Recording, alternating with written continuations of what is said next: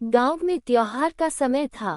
श्री राम नवमी के त्योहार पर गांव के सारे लोग मंदिर जा रहे थे प्रार्थना के लिए। ग्राम प्रधान चंद्रसेना ने पूजा पाठ की वस्तुएं सोने की रूप में लाए और मंदिर में दान कर दिया। चंद्रसेना की इस महान दान को देखकर सब लोग आश्चर्यचकित रह गए। ये खबर आग की तरह आसपास के गांव तक फैल गई। एक दिन दो लोग इस बारे में चर्चा कर रहे थे। इसी दौरान एक चोर ये सारी बातें सुन रहा था और फिर उस गांव में जाने का निर्णय ले लिया।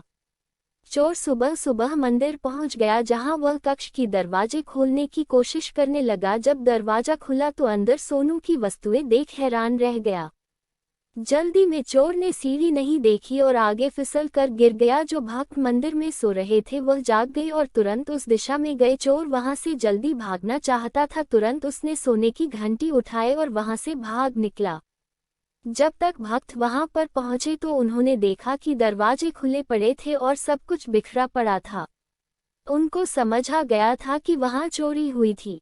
सब चीजों में सोने की घंटी गायब थी।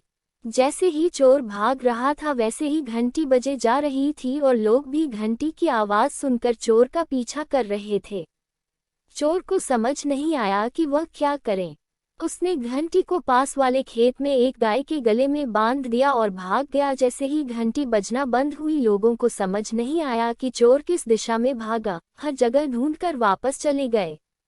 अगले दिन चोर वापस खेत पर आया और घंटी गाय से वापस लेने की कोशिश की तो गाय उससे दूर भागने लगी। चोर भी गाय के पीछे भागने लगा। गांव वालों ने ये देखा और जानना चाहा कि यह आदमी गाय के पीछे क्यों भाग रहा था।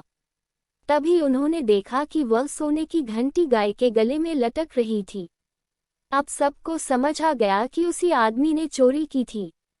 सब उसके पास आए और उसे रंगे हाथ पकड़ लिया। इस कहानी से हमें ये सीख मिलती है कि अपने पापी कर्म से चाहे हम कितना भी दूर भागने की कोशिश करें तो वह कभी मिटती नहीं।